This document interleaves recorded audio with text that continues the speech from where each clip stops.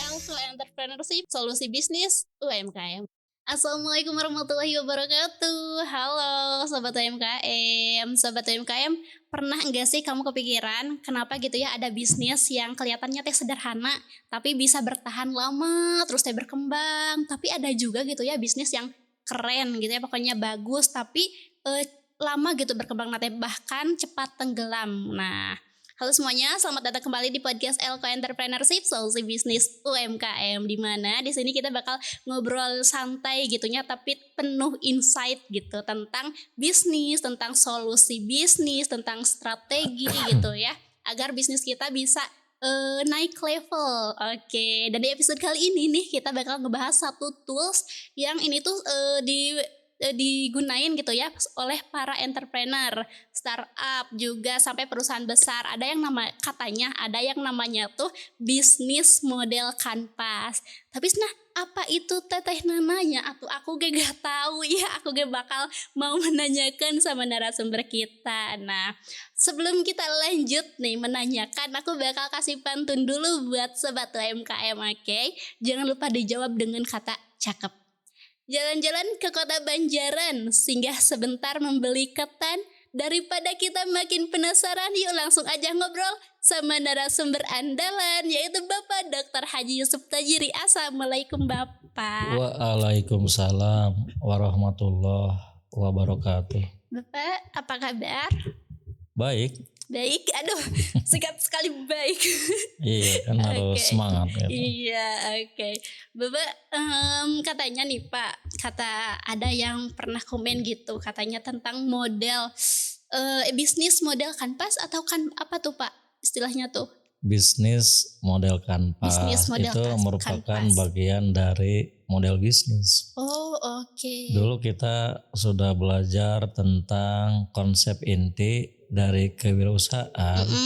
Salah satunya ada yang namanya model bisnis. Model bisnis, iya. Turunan dari model bisnis itu kita mempelajari tentang bisnis model kanvas. Oke, apa tuh Pak bisnis model kanvas? Bisnis model kanvas ini bisa menjadi pedoman bagi seluruh pengusaha, tak terkecuali mau mikro, mau kecil, mau menengah apalagi besar.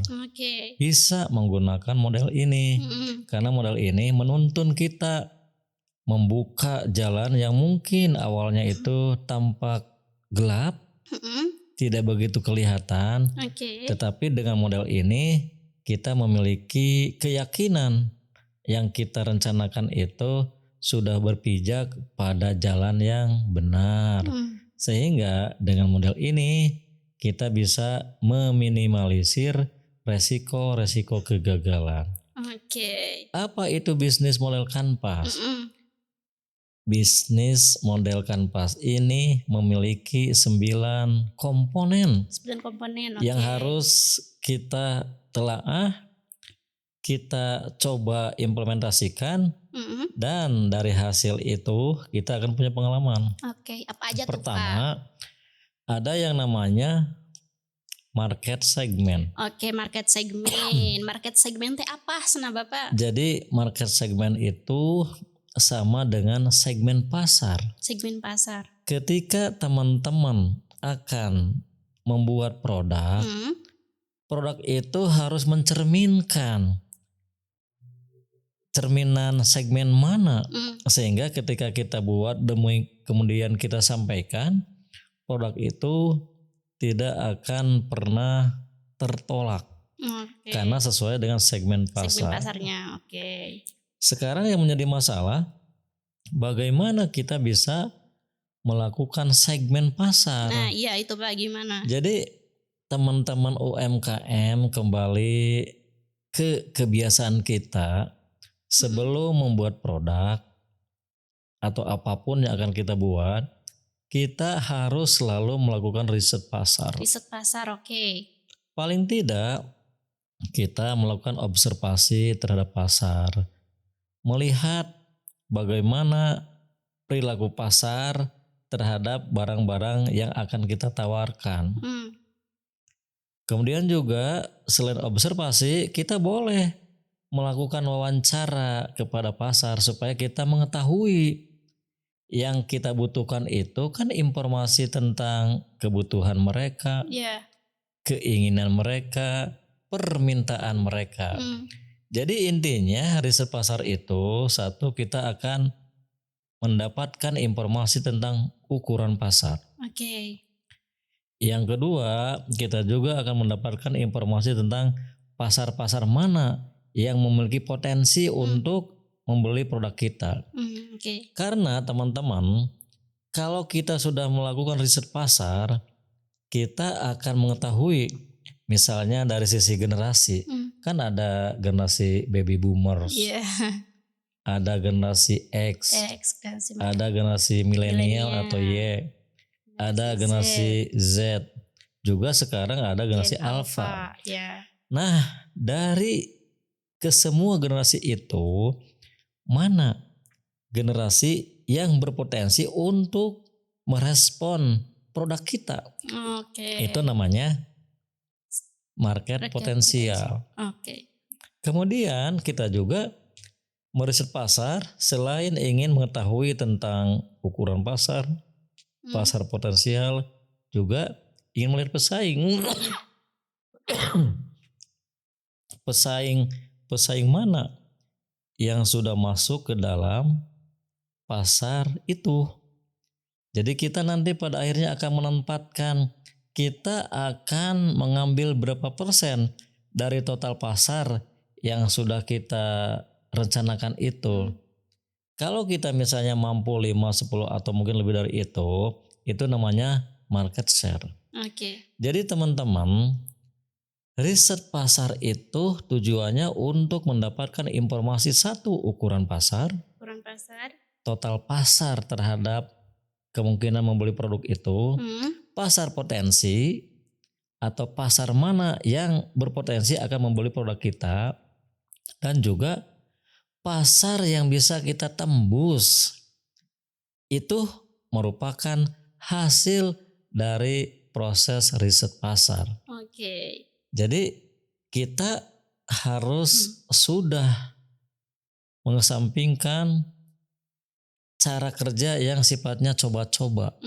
Semuanya harus terukur. Karena itu sebelum kita membuat barang, sebaiknya teman-teman UMKM harus dulu melakukan riset pasar, survei pasar, survei pesaing dan lain-lain. Begitu. Oke. Berarti Pak, misalkan nih Pak ada sobat UMKM ya, yang misalkan nih dia teh jualan kopi susu nih Pak di kopi susu yang kekinian tapi lokasinya teh di kampung gitu. Kan maksudnya teh itu kan target itu nanti anak muda, sedangkan di kampung misalkan teh banyaknya teh orang tua. Nah, ini berarti termasuk salah satu yang salah segmennya Pak, atau gimana tuh? Betul. Oke. Jadi kalau misalnya produk kita ini memang cocok untuk kaula muda, anak-anak muda kekinian yang serba instan, kemudian ternyata penduduk yang ada itu mayoritas pada tua, berarti tidak pantas kita segmen. Kenapa? Karena pasar itu bukan merupakan pasar potensial. Jadi kita kalau tidak jeli melihat pasar, tentu barang-barang yang akan kita jual itu tidak sesuai dengan karakteristik pasar, sehingga kita terancam barang itu tidak akan bisa kita jual. Harus hati-hati. Iya Pak. Tapi Pak, kalau kasusnya misalkan nih Pak, ibu-ibu nih Pak ya, ibu-ibu mah kan sekarang kan banyak banget tuh Pak yang kayak jualan ini, jualan itu ya Pak ya. Nah, kalau misalkan nih Pak UMKM makanan rumahan gitu, gimana sih Pak cara sederhana buat nentuin targetnya? Apakah cuman cukup aja gitu lihat sekeliling rumah gitu, oh eta targetnya gitu, atau kumaha? Boleh. Jadi riset pasar itu tidak harus semua orang yang ada dalam wilayah itu kita riset. Karena bisa jadi misalnya kita punya banyak keterbatasan. Yang kita ketahui, setelah yang kita ketahui kita riset, baru kita bisa menentukan mana pasar-pasar yang sudah kita ketahui itu yang memiliki potensi untuk membeli produk kita. Berarti harus ada kesesuaian. Baru kita bikin. kita bikin produk sesuai baik jumlahnya, kualitasnya, harganya, cara promosinya dengan pasar yang sudah kita ketahui itu. Nah, kalau begitu saya pikir barang kita pasti akan terjual. Oke. Jadi jangan salah target. Oke, jangan salah target gitu ya. Oke, tapi Pak sering juga gitu Pak, banyak juga geningan Pak yang bilang nu penting mah semua orang we bisa beli gitu. Eta teh Pak berarti malah bisa justru bahaya enggak? Ya bahaya. Karena kan kita belum melakukan riset. Kalau riset itu kita akan mendapatkan informasi yang akurat. Dari kelompok orang yang sudah kita ketahui, kan kita melakukan wawancara mana orang-orang yang tertarik dengan produk kita. Itu namanya kan pasar potensial. Pasar potensial itulah yang akan menjadi target kita selanjutnya. Oke. Tapi Pak ada gak sih Pak kayak produk yang misalkan teh jadi semua kalangan teh apa ya tertarik gitu Pak, priyogi gitu? Ya ada, itu masuknya ke dalam produk primer. Semua orang pasti akan membutuhkan produk itu. Cuma masalahnya bagaimana kita melakukan kemasannya supaya semua orang bisa suka. Berarti kemungkinan besar akan standar. Namanya komoditas, barang-barang standar yang biasanya diminati oleh banyak orang. Kan kita sebagai pengusaha itu harus bisa membuat barang bukan hanya komoditas, tapi barang-barang yang memiliki keunikan. Karena manfaat dalam barang itu ternyata menggoda konsumen, sehingga konsumen tertarik untuk menjatuhkan pilihan kepada barang kita daripada barang yang lain. Itu tugas kita sebagai pengusaha. Berarti Pak kan kalau misalkan kita punya produk nih Pak, terus misalkan target segmen target nate Pak anak muda lah gitu. Tapi kita teh berpikir mau produk kita oge dipakai atau ini sama anak kecil dan juga orang tua. Berarti itu boleh juga gitu kalau punya ide gitu. Boleh, cuma masalahnya begini. Kita itu akan melayani pasar sesuai dengan kemampuan kita. Kalau kita belum mampu memenuhi semua permintaan pasar, baik misalnya kelompok baby boomers, kemudian Gen X, Gen Y, sebaiknya kita konsentrasi gen di mana satu aja. yang akan menjadi prioritas pasar kita. Baru setelah pasar itu sudah bisa kita penuhi, kita boleh melakukan diversifikasi, membuat produk lain untuk pasar juga lain. Nah itu namanya pengembangan produk, pengembangan pasar. Oke. Siap, berarti misalkan nih Pak kayak bisnis kuliner makanan itu kayak misalkan teh cireng kan itu teh kan Pak banyak apa sih banyak yang mau nanti kan anak muda ya Pak ya. Terus misalkan kalau kita teh fokus dulu Pak di situ untuk Gen Z lah ya gitu, untuk Gen Z. Terus kalau udah berkembang gitu kita boleh memikirkan kayak anak kecil juga nih biar suka, kita bentuk aja bentuknya kayak lucu-lucu gitu. Berarti gitu ya Pak. Boleh, mungkin kita harus memikirkan tentang tepatnya itu apakah harus kita bedakan atau kita samakan. Kalau rekomendasi dari saya itu harus kita bedakan. Karena kalau sudah mayoritas Gen Z masuk pada tempat itu, tentu gen-gen lain itu akan meragukan. Itu mah bukan tempat saya. Iya sih, iya Pak. Jadi bikin tempat lain. Iya.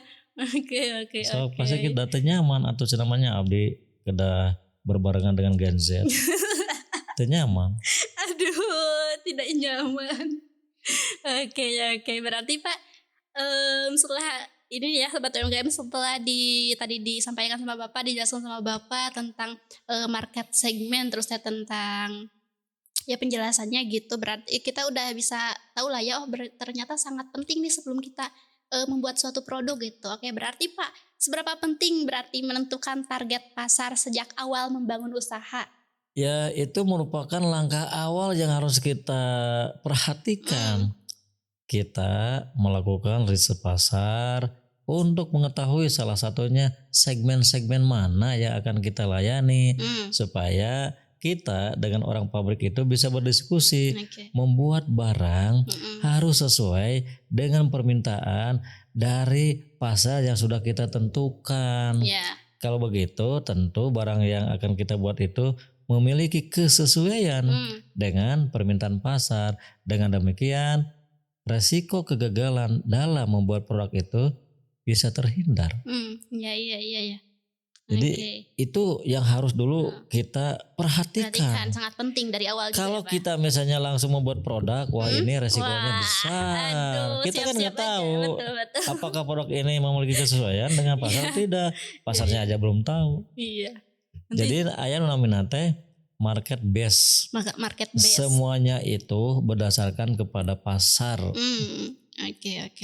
Semuanya berdasarkan kepada pasar gitu ya, Iya. Pak. Oke. Tapi Bapak kalau misalkan nih Pak ada sobat UMKM yang udah terlanjur nih dia teh bikin produk tanpa survei dulu, tanpa riset dulu gitu Pak. Jadi apakah berarti dia bisa melakukan apa sih survei dan risetnya setelah produk itu dibuat gitu biar enggak terus-terusan itu rugi gitu. Kalau produk sudah dia buat, berarti tugas dia itu mencari pasar yang membutuhkan produk dia. Oke. Cuma ada proses. Prosesnya bagaimana? Kan yang namanya mencari pasar itu butuh waktu, butuh biaya, butuh energi. Nah masalahnya mau tidak, daripada rugi, ya mau tak mau harus kita lakukan. Gak apa-apa. Kita memasarkan barang yang sudah ada, walaupun kita nggak tahu ya apakah pasarnya besar, sedang atau kecil. Jadi idealnya itu teman-teman UMKM sebelum membuat produk kita harus riset pasar. Survei pasar. Observasi. Betul. Kenali pasar dengan baik. Gitu sebetulnya. Oke. Jangan ini ya Pak, apa ya istilahnya tuh jangan tuturuti ya kan kadang Pak kita teh lihat ya orang lain usaha ini teh laku gitu Pak, kita teh asa kita ge mun usaha teh cigana bakal laku padahal belum tentu ya Pak ya. Belum tentu. Nah, kalau kita ingin menempatkan sebagai imitator, imitator itu orang yang meniru kesuksesan orang lain. Kita harus bisa dulu melakukan riset. Apa yang menyebabkan perusahaan itu bisa sukses menjual barang tertentu? Ternyata memang barang itu sesuai dengan harapan-harapan konsumen pada saat itu. Hati-hati. Ketika kita misalnya meniru, ternyata konsumen sudah merasa bosan dengan barang itu, sehingga pas kita membuat barang susah terjual. Harus hati-hati. Hati-hati ya sobat UMKM. Berarti betul sangat penting sekali untuk riset pasar itu ya Pak ya. Betul, itu langkah awal yang harus kita lakukan. Kan kemarin kita berbicara tentang peluang pasar. Bagaimana mungkin teman-teman UMKM memiliki peluang pasar kalau kita tidak pernah melakukan riset pasar? Betul. Oke, kalau dia pernah melakukan riset pasar atau gimana kita punya peluang gitu ya. Bahkan tadi sempat disebutkan mau kita meniru orang lain eta teh kedah riset heula. Iya, riset betul. aduh hati-hati. Nanti apa sih barangnya itu udah enggak laku lagi kita baru baru bikinnya atau enggak laku ya Pak ya gitu. Oke, berarti itu teh yang pertama dari model bisnis kanvas Pak. Bisnis model kanvas. Oke, yang pertama Tapi Bapak kan tadi kan ada 9 nih. Kita baru bahas 1 karena kan kita kan terbatas dari ruang dan waktu nih Pak. Berarti yang lainnya kita bahas di episode selanjutnya bagaimana? Ya bisa insya Allah supaya teman-teman UMKM betul-betul memahami bagaimana cara kita menjalankan usaha yang baik dan benar. Oke, tapi di poin pertama market segmen ini Pak ada lagi yang mungkin takutnya ada yang terlewat nih yang penting dari market segmen ini. Mungkin perlu kita pertegas kembali kepada teman-teman UMKM.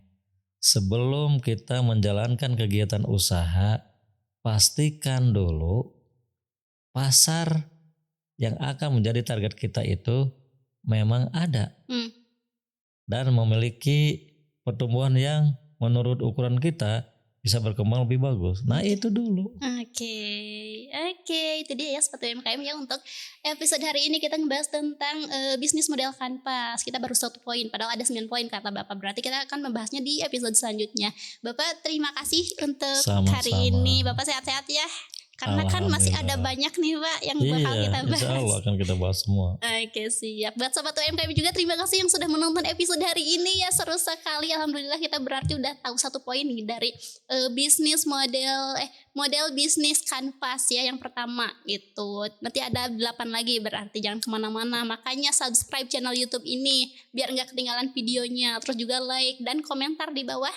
Buat Sobat UMKM yang punya permasalahan terkait bisnisnya boleh ditanyakan di komentar ya, nanti bakal aku pertanyakan sama Bapak. Terima kasih, mungkin untuk hari ini sekian terlebih dahulu. Saya Lisna Gustiani pamit undur diri. Elko Entrepreneurship, solusi bisnis UMKM. Wassalamualaikum warahmatullahi wabarakatuh.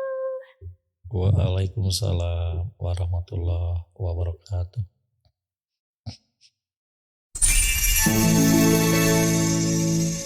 Elko Entrepreneurship, solusi bisnis UMKM.